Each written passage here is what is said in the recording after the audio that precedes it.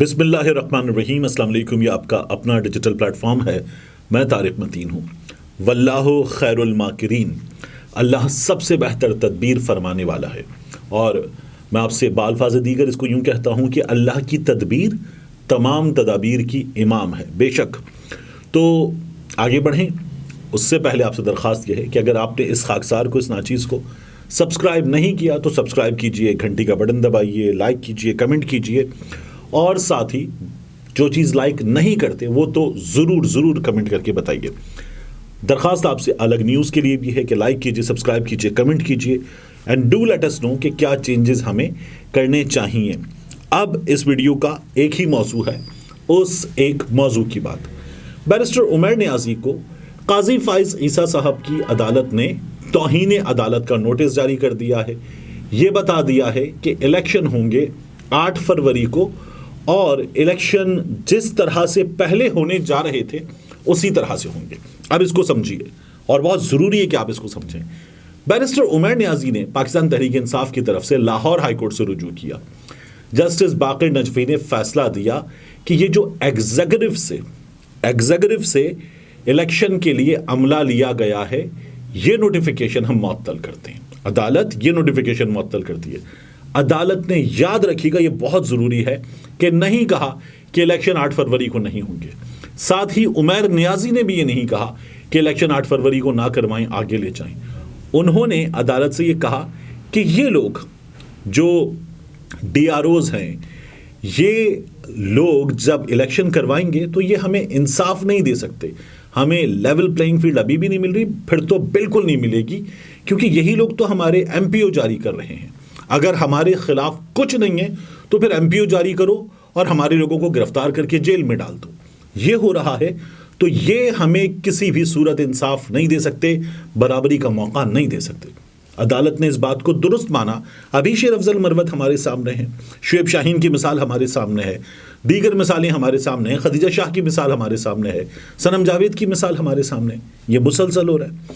تو عدالت نے اس کو درست مانا، اور عدالت نے صرف یہ نہیں کہا، عدالت نے یہ بھی کہا کہ فری اینڈ فیئر الیکشن ہونا چاہیے۔ تو پھر الیکشن کمیشن آف پاکستان نے کیا کیا؟ الیکشن کمیشن آف پاکستان نے ان افسران کی جو الیکشن کی ڈیوٹی انجام دینے جا رہے تھے، ٹریننگ جاری تھی، وہ ٹریننگ روک دی۔ عدالت نے یہ بھی نہیں کہا تھا کہ ٹریننگ روک دیجیے۔ عدالت نے کہا تھا کہ یہ نہیں ہو سکتا۔ تو اگر آپ افسران مانگ رہے ہیں اور مانگ رہے ہیں عدالت سے، تو پھر آپ جھوٹ بول رہے ہیں۔ قاضی فائز عیسیٰ کی عدالت میں کتنے جھوٹ، میں آپ کو گنوانا شروع کرتا ہوں۔ دیکھیے، پہلا جھوٹ یہ بولا گیا کہ 12 دسمبر کو یہ درخواست عمیر نیازی کی جانب سے جمع کروائی گئی۔ نہیں، ایسا نہیں ہوا۔ یہ درخواست 6 دسمبر کو جمع کروائی گئی تھی۔ تو یہ پہلا جھوٹ بولا گیا سجیل سواتی کی جانب سے، اور وہاں پر اٹارنی جنرل بھی موجود تھے عدالت کی معاونت کے لیے، اور الیکشن کمیشن کا یہ جھوٹ عدالت میں پریویل کر گیا، کیونکہ پاکستان تحریک انصاف کی نمائندگی کے لیے کوئی نہیں تھا۔ اور قاضی فائز عیسیٰ صاحب کی عدالت میں پہلا جھوٹ جو بولا گیا، وہ جھوٹ وہاں پر انٹرٹین ہوا۔ دوسرا جھوٹ کیا بولا گیا؟ دوسرا جھوٹ یہ بولا گیا کہ ہمیں جوڈیشری سے الیکشن کے لیے عملہ نہیں ملا۔ لاہور ہائی کورٹ نے 3 مہینے پہلے کہا تھا شیڈیول جاری کریں، عملہ دیں گے۔ یاد رکھیے گا، 85 کے انتخابات ہوئے تھے بیوروکریسی کے تحت، لیکن اس کے بعد سے اب تک 88 سے اب تک ہر بار الیکشن عدلیہ سے عملہ لے کر کروائے گئے ہیں۔ یہ کہا گیا کہ ٹھیک ہے، ہم عملہ دے دیں گے، شیڈیول دیجئے۔ شیڈیول 3 مہینے الیکشن کمیشن آف پاکستان عدالت کا حکم لے کر بیٹھا رہا، نہیں دیا۔ تو الیکشن کمیشن آف پاکستان کا یہ دوسرا جھوٹ تھا۔ تیسرا جھوٹ کیا بولا گیا؟ تیسرا جھوٹ یہ بولا گیا کہ جو پچھلی حکومت تھی پی ڈی ایم کی 16 مہینے کی حکومت، اس کے لگائے گئے افسران تبدیل کر دیے گئے ہیں۔ یاد رکھیے گا، اس کے لگائے گئے افسران تبدیل نہیں کیے گئے، اس کے لگائے گئے افسران موجود ہیں، اور جس شہر میں، اسلام آباد میں کھڑے ہو کر وہ یہ بتا رہے تھے کہ یہ تبدیل کر دیے گئے ہیں، اس شہر میں بھی ابھی تک وہی افسران موجود ہیں۔ خود الیکشن کمیشن آف پاکستان نے، جس کو پی ٹی آئی والے باعث کہتے ہیں، اس نے بھی کہا تھا کہ یہ تبدیل کرو، وہ بھی تبدیل نہیں کروا سکا، یہ اسی طرح سے موجود ہیں۔ یہ بھی عدالت میں جھوٹ بولا گیا۔ تو مسلسل قاضی فائز عیسیٰ کی عدالت میں جھوٹ کہے گئے اور یہ جھوٹ انٹرٹین ہوئے۔ اب عدالت میں یہ بھی پوچھا گیا کہ کیا پاکستان تحریک انصاف سے کوئی موجود ہے؟ تو بات یہ ہے کہ پاکستان تحریک انصاف کے نمائندے کو سننے کے لیے لاہور میں ویڈیو لنک پر بلایا جا سکتا تھا، اس عدالت میں بلایا جا سکتا تھا۔ جب قاضی فائز عیسیٰ فیصلہ لکھوا رہے تھے تو تب یہ وہ موقع تھا کہ ایک خاتون وکیل مشال یوسف زئی وہ آ گئیں اور انہوں نے کہا مائی لارڈ، جیسے وہ کچھ کہنا چاہتی ہیں عدالت سے۔ قاضی فائز عیسیٰ صاحب نے ان کو جھاڑ دیا، اور ظاہر ہے کہ یہ جھاڑنا ٹھیک تھا کیونکہ وہ فیصلہ لکھوا رہے تھے، لیکن چونکہ قاضی فائز صاحب پوچھ چکے تھے کہ پی ٹی آئی سے کوئی ہے تو وہ اس لیے آئی تھی کہ میں پی ٹی آئی کی بات بتانا چاہتی ہوں، مگر دیر ہو چکی تھی۔ اب آ جائیے ایک اور نقطے کی جانب۔ یاد رکھیے گا جب پنجاب کے الیکشن کا معاملہ تھا، غلام محمد ڈوگر سی سی پی او لاہور کا کیس، اس موقع پر انہوں نے اس کیس سے معاملہ بھیجا چیف جسٹس کو، بندیال صاحب تھے اس وقت، اور کہا کہ پنجاب میں الیکشن کا معاملہ ہے ہمارے سامنے۔ یہ کیا گیا۔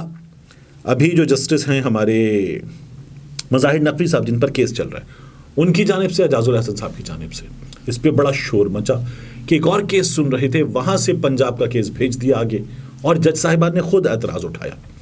اور پھر یہ اعتراض منصور علی شاہ صاحب نے، یحییٰ آفریدی صاحب نے، جمال بندوخیل صاحب نے، دیگر جج صاحبان نے اٹھایا کہ اگر ایک معاملہ لاہور ہائی کورٹ میں زیر سماعت ہے تو لاہور ہائی کورٹ میں زیر سماعت اس معاملے کو وہاں نمٹنے دیتے، اس معاملے کو ہم کس طرح سے سپریم کورٹ آف پاکستان میں لا کر سن سکتے ہیں۔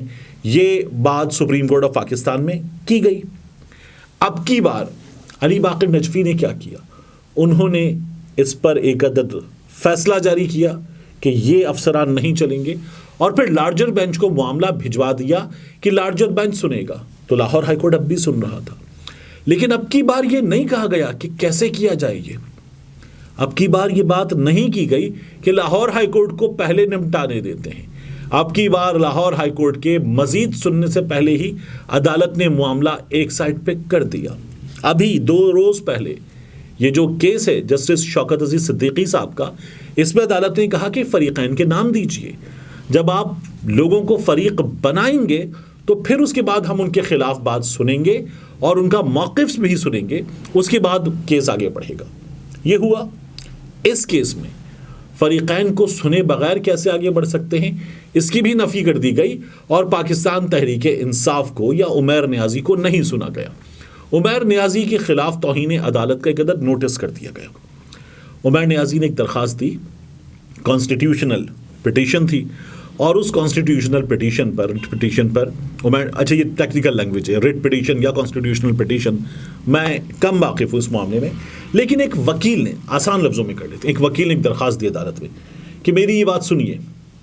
اب وہ اس نے ہائی کورٹ کے گارڈ کو تو نہیں پکڑائی، اس نے ہائی کورٹ کے دفتر میں دی، ہائی کورٹ کے دفتر نے اس کو دیکھا، دیکھنے کے بعد ایک عدالت میں بھیجا، اس عدالت میں وہ درخواست لگی، اور وکیل نے پیش ہو کر اپنی گزارشات اس عدالت کے سامنے رکھیں۔ عدالت نے ان گزارشات کو سنا، اور سننے کے بعد اس پر فیصلہ دیا اور فیصلہ لکھوا دیا۔ اس میں توہین عدالت کہاں ہے؟